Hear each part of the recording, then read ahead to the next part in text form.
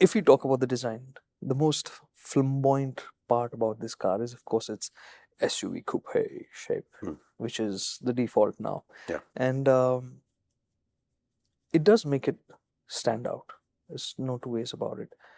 But again, I think that this is still not a fluid looking car. It looks like the roofline and all, yes, but the rest of it looks heavy.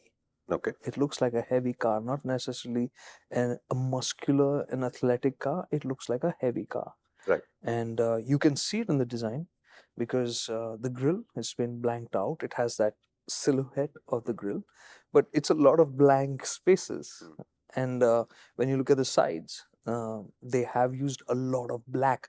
And you know, black is used for the lower portion of the cars to lighten the look of the car when Correct. it's bulky, right? And this is a taller car. So to lighten that look, they're using black cladding all around the wheel arches and the lower portion of the body.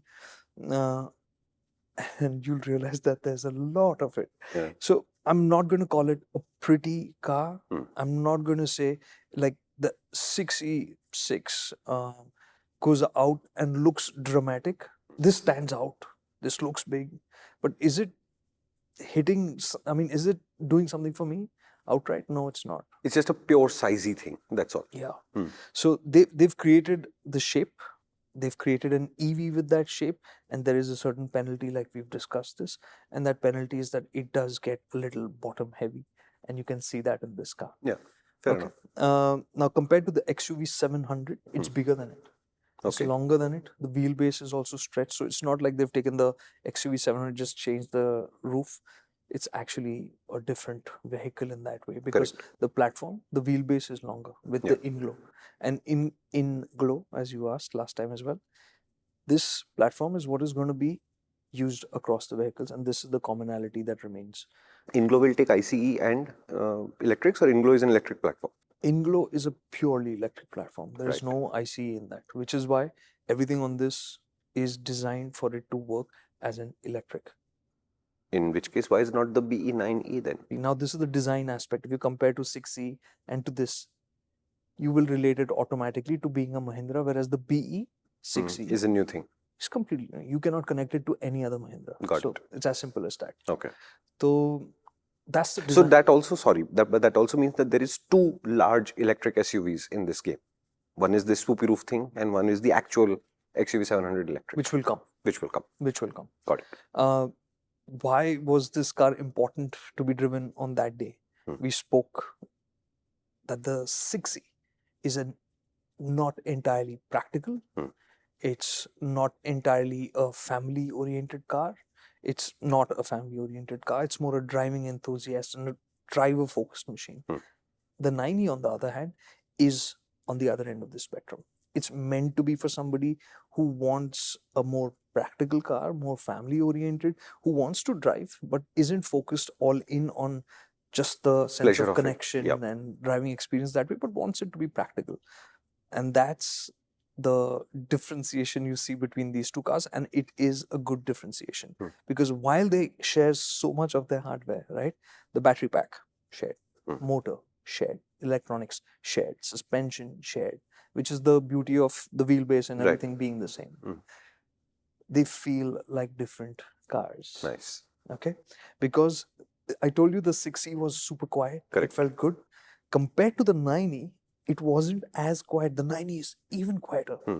And some of the details that we didn't speak about then, the tires, they have this almost like a sponge kind of layer on the inside, which is all used to reduce noise. So they've got that. The sound damping between the two cars is the same. But this is a larger car, so it just manages to keep sound out better. Nice. The suspension tune is slightly different as well. It feels like a softer car. When you're sitting in the back, you'll feel that slight sense of floatiness. Not too much, nothing to bother you, but it has that slight sense of softness about it. But because it's semi-active suspension, when you start... So you drove the top model again? Again, we've only driven the top models of both the cars. And the 9E also, the prices, that's why we are doing this conversation. So to remind you, we drove these cars about 2 something months ago. And since then, we didn't have the prices for the variants that we'd driven. At the time of launch, when these cars were first unveiled, Mahindra announced the base prices of the 9e and the 6e. Today we are talking about the 9e, and its price was 22 lakhs. Today we have the prices for the variant that we drove, which is the top spec variant, and that costs just upwards of 30 lakhs, right? So now we have the prices, so we know where it sits. Got it. The XEV 9e, aside from being swoopy roofed, is different from the 700 also by way that it doesn't have a third row of seats, obviously. The backseat experience is also different, because you'll see here now that because the roofline headroom is on the lower side. Yeah. But the good thing here, relative to the 6e, is that the backseat is more usable.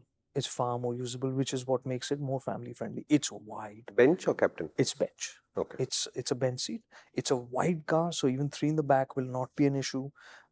Space is good, and under thigh support is decent. It's much better than what you would see in the 6e. And by extrapolation, then the even better family electric car will be the XUV 700 electric, which is still to come. I think the differentiation is primarily because this being a taller car, they have the ability to have a little bit more height, and they'll have that much more freedom when it comes to the 700. Correct. Well. You've just watched a 3 to 5 minute clip on the MotorInc Clips channel, which means either you are an exceptionally talented millennial or Gen Z, or you're a much older person. In either case, would you like a challenge? Our main channel has videos that are at least 5 to 8 times longer, and they make 5 to 8 times more sense, I promise. Would you like to check it out? Come to the MotorInc channel.